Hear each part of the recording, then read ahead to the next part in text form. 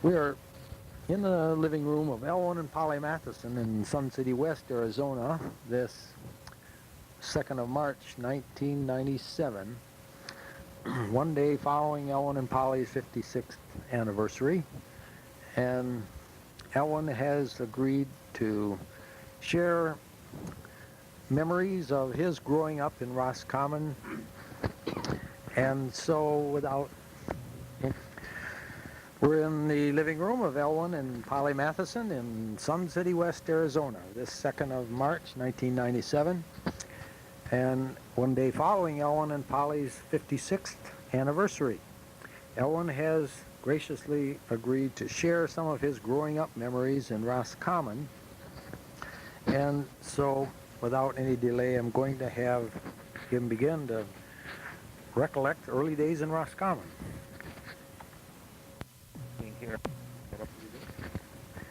Yes.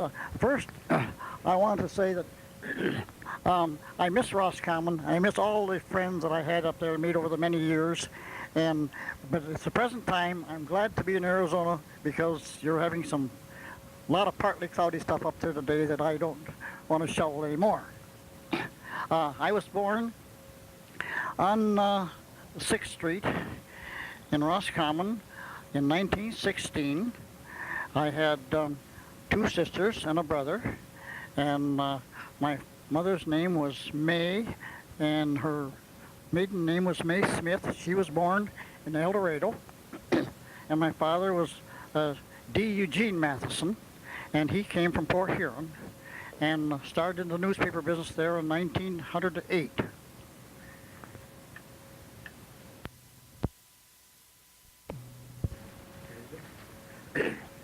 Yes, I'd like to start off with the fact that I enjoyed living in my boyhood in Roscommon is because we had a lot going there that people don't realize wouldn't find today.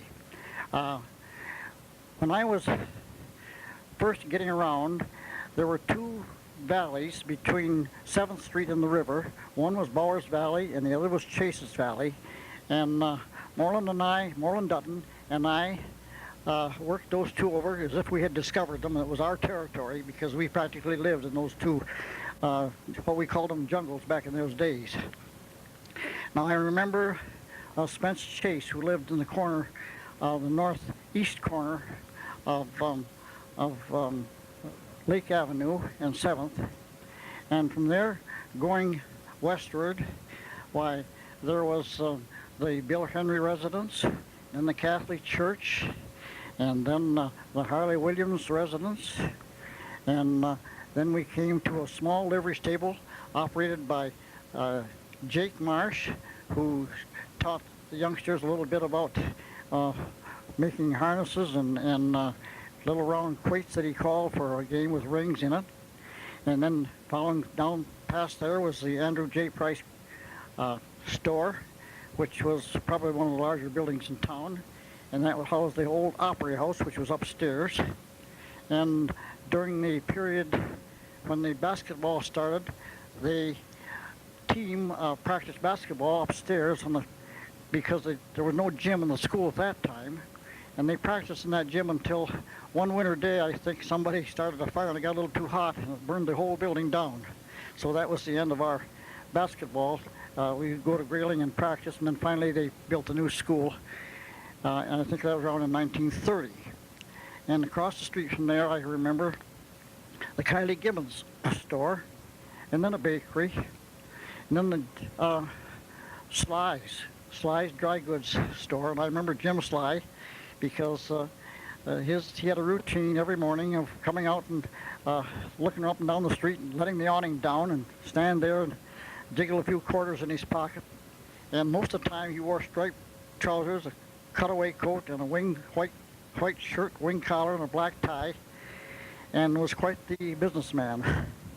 We went on past Sly's to there was a little niche in the where the first telephone office was really in Roscommon. It was about 8 or 9 feet wide, I guess, and that was put in there after the switchboard was taken out of the D.D. Patty drugstore because it got too big, and they had to have more service because the operator there, Polly Hammond, had to plug in all the switches, and she had listened in on most of the calls, so she knew everything in town. So that was quite a thing going there. And then we went further down to Spence Chase's grocery store, where they had a great huge penny candy counter, dry goods, and had a sort of a feed store inventory in the back. That was a very interesting spot. I can remember him yet doing his book work with a kerosene lantern. He had a ledger, red on one side and black on the other, and he kept his books in red and black. I'm sure it was all in the black. Went across the railroad tracks there to the post office, and then next to the post office was a barber shop by the McWilliams, and then there was a grocery store that was operated by John Lockery, and then next to that was the printing office, and that eventually was, the site was sold, I think it was around 1938, to Mert McClure, because the highway changed from Main Street and went over on 5th Street and went north. And then the printing office was moved into a new building where it still is today. Across the street from that was the old Overmeyer grocery store. These were all very interesting places, I'll tell you.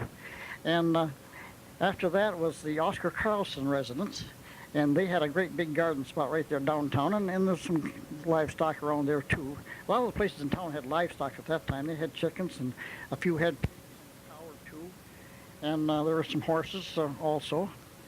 But we went on by there to what I think was the M.E. Church. But that was an old church building that I went to school in, the 6th, 7th, and 8th grade in the 1930s through 34. I think we moved into the new building because I graduated from the new building. I started the ninth grade. No, that was in the late 20s. I think in 1930 we moved into the new building, and I was 4 years there and graduated in 1934. And next then came the Orchid Place, which has another name now, but I remember it as the Orchid Place, and that was a huge building. And I don't recall, on the other side of that was the DNR building, but I don't recall what date that was because there were some houses on the other side, Square Meats gas station and the tavern of the town, and that was just about the end of the village right there. Well, then we jumped across the street, and on the other side there were a few homes, and then was the courthouse. That took up a whole block square. And then on the corner going west was the Gallimore Place, which I remember, and the old high school. And they tore down that, they didn't tear down the high school, they moved it across, they tore down the old M.E. Church, the grammar school, and moved the high school across the street, which now makes it the home of the Masons and the Eastern Stars. But as we crossed over, going westward, there was the D.H. Matheson residence, and I think he was in a little bit of real estate around Higgins Lake. I know he had at one time, he had quite a lot of real estate around Higgins Lake. And as we go on, there was a home there lived by Cal Shepard, and then there was another home lived in by Bob Murphy, who eventually moved out of that when he became sheriff. And then there was the Orchid Hardware, which I recall as being Rutledge Brothers, because and operated by Bruce Rutledge, who I worked for when in my early age there. I used to pump gas on the outside when they had stations, and then worked with Blaine and Stewart in the hardware. And then we jumped across the street to the grocery store operated by Benjamin McCready. And I recall stapling berry boxes over there in that store. I don't know how many we had to do for a penny, but we didn't make much, but we did make some money. And on next door to that was Dr. Cornelia's office, and a little real estate office operated by Marsh and Malone. And then came the big center, which was D.D. Patty Drug Store. That was the gathering spot because they had an ice cream parlor and a soda fountain and a little bit of everything else. And at Christmas time, why they closed the ice cream parlor, of course, and turned it into a toyland. And that way, there was a real great place for all the kids in town to go and see. Then we jumped across the track to the cement building, which is still standing there, which is a warehouse for the Price grocery store, where they shipped out potatoes by the ton, I think, because they had a switch right there up to their side door, and they shipped a lot of huckleberries and everything else, as well as bringing in groceries. And from there, That's the site of the present Ace Hardware there now, I'm sure, the same building right by the tracks there.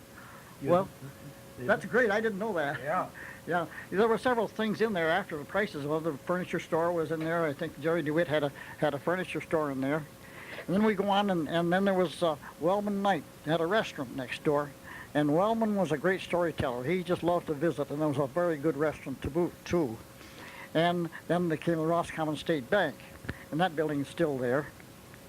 And I'll never forget that, because that was always I would sit on those front steps and the big cement starting to sell papers on a Sunday morning. I used to peddle the Bay City Times, but that one didn't have a Sunday edition, but once in a while I get hold of Detroit papers to sell. But then across the street from the bank was, of course, the Roscommon Hotel, and that was operated by Mr. and Mrs. Ernie Hall. And they, too, had a yard there, a barnyard like. They had a cow, and they had some chickens, and I think they had a pig or two because they raised their own food for the dining room.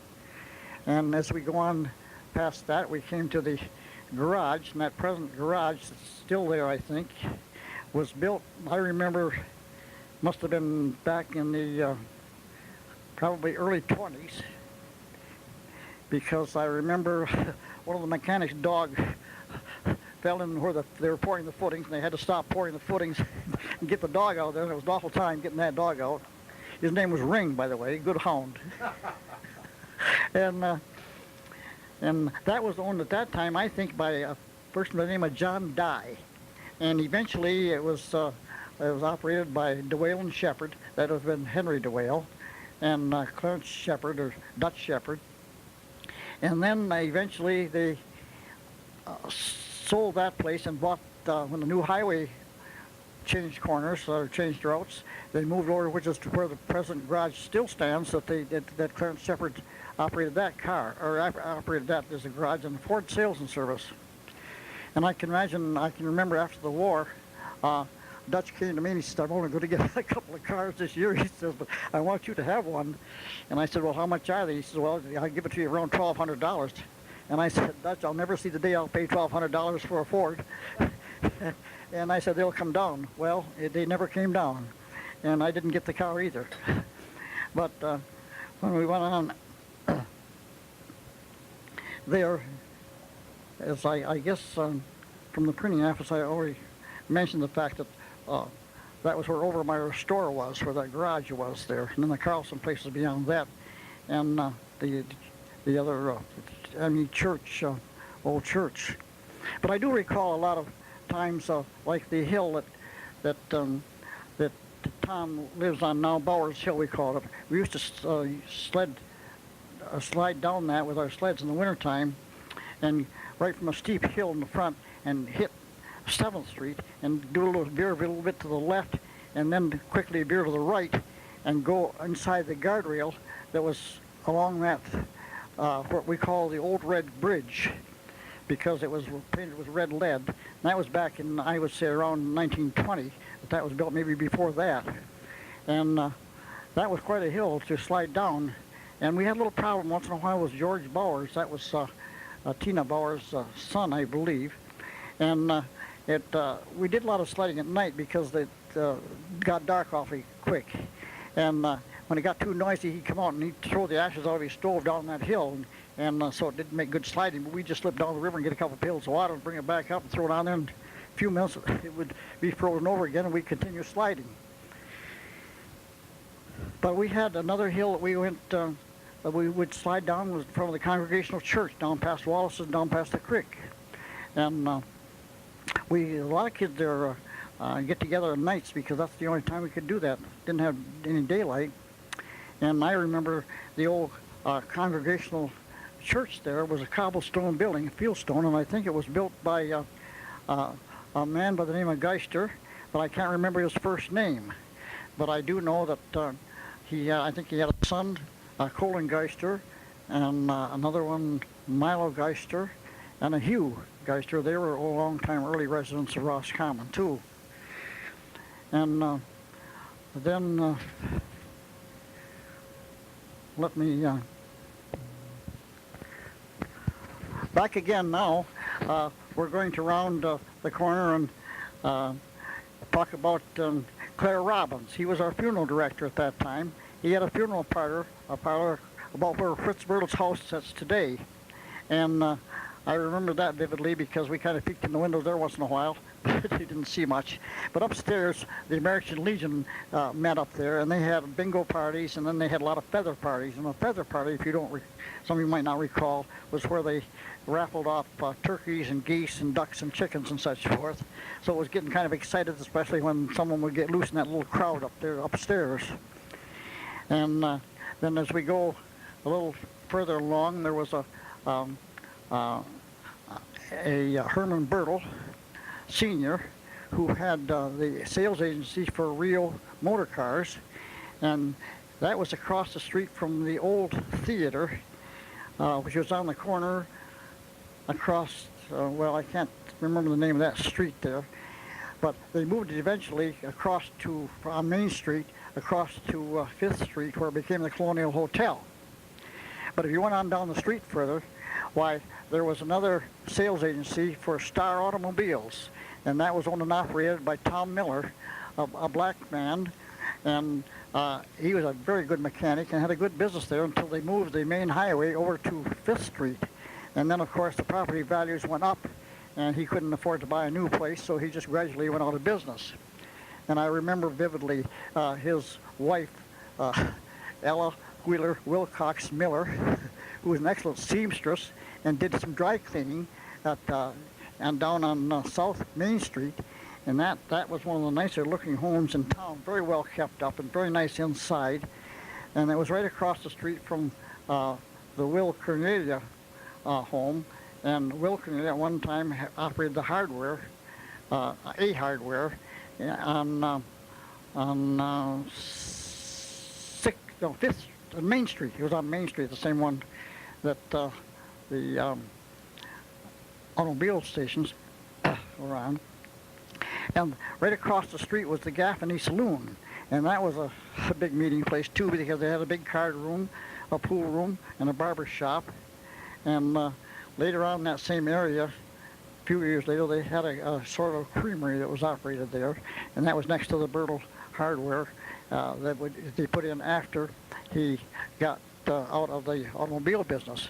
Incidentally, two of the boys followed through. That would be Frank and Fritz Bertle with automobile agencies, competing with one another all through the years.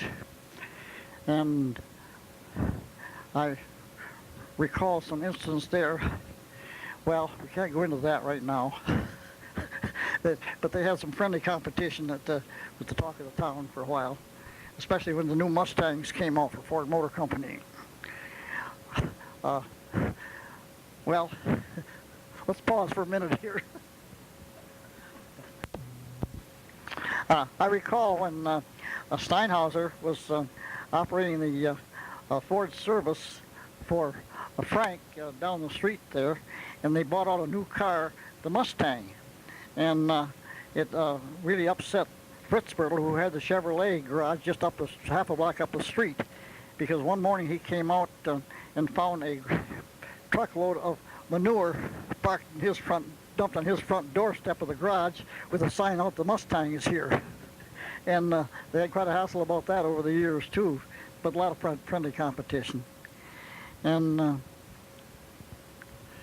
take another pause.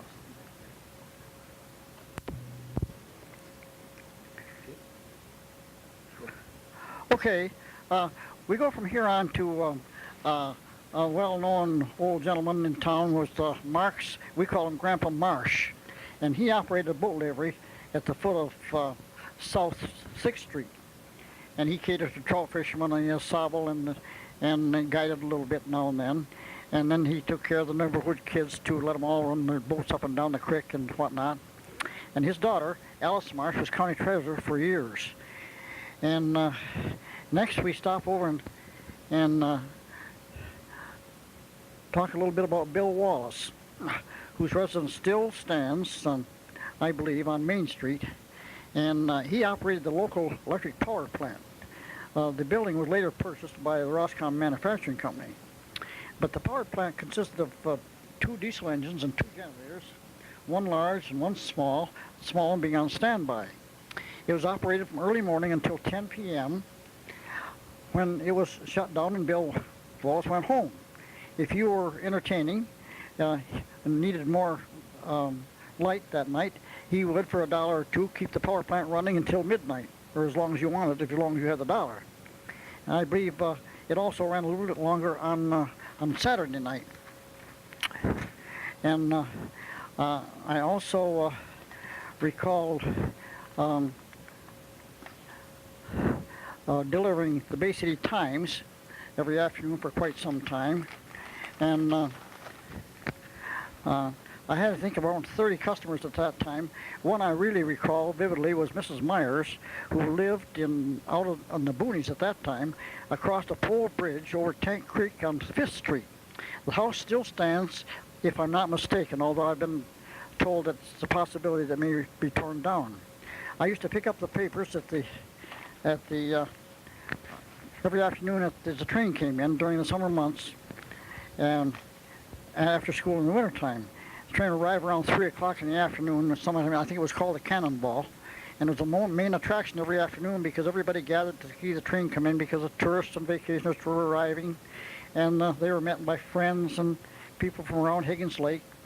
And at that time, there was a stage operated, well, a little bit before my time, by Charles and Arthur Blanchard, that they took these people out to Lakeside Camp, Pine Woods and Cottage Grove and those areas around Higgins Lake. And then after they gave it up, why, it was operated by Jimmy Gallimore. And I'm sure a lot of people remember him. And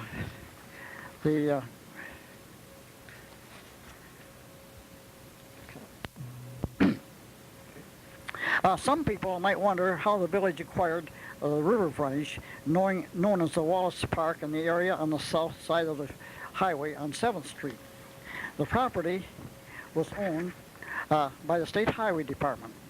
I cannot recall the date, but it was in the 50s or 60s that the Chamber of Commerce received a call from Floyd Blakesley, an attorney for the Highway Department, whose brother, Vic Blakesley, owned a summer home on the Osable River near Roscommon, and he was very interested in the town. He did a lot of nice things for the town that nobody really knew about. And he was a good friend of Mel McCutcheon, who at the time was the president of the Chamber of Commerce.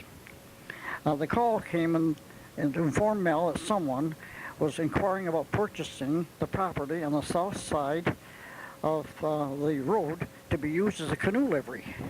And neither he, Floyd, nor Vic thought that property should be commercialized. They thought it should belong to the village of Roscommon and to be used for their benefit for the years to come. So Mr. Blakesley said that if the chamber would send the department a check for $1, they would give the village a deed to the property. The check was sent and the deed received, only to discover it was for the property on the north side, which is described now as the Wallace Park. A quick call was made to Lansing, and Mr. Blakesley said to send another $1 and a check, and we would send another deed to the other side of the road. It was done on the property, with restrictions, was acquired by the village of Roscommon. The river at along that time was rerouted from the old Red Bridge, as we knew it, was replaced with a wider bridge, which I understand again today has been replaced again. And then I recall, too, that Bob Murphy, whom I mentioned before, living on Lake Avenue and a longtime resident, and was one of the few Democrats in the county, ran for sheriff on the Democrat ticket and was reelected every year, year after year. When I was in the service from 1942 or 45, I received a newspaper stating that Bob Murphy, running on the Republican ticket, was reelected sheriff. I questioned the article in a letter and in a letter to my brother, who responded that Bob Murphy had decided to run on the Republican ticket, as they already elected him that way. They always elected him anyway, so that's why he got switched over to the Republican ticket. The old timers that I also remember would be Frederick or Chad Wallace, village superintendent of public works. He knew where every water and sewer line was in the village, and when he died, that information, as the saying went, died with him, as no one could recall ever having seen any plans or blueprints for the whole system. What? Stop.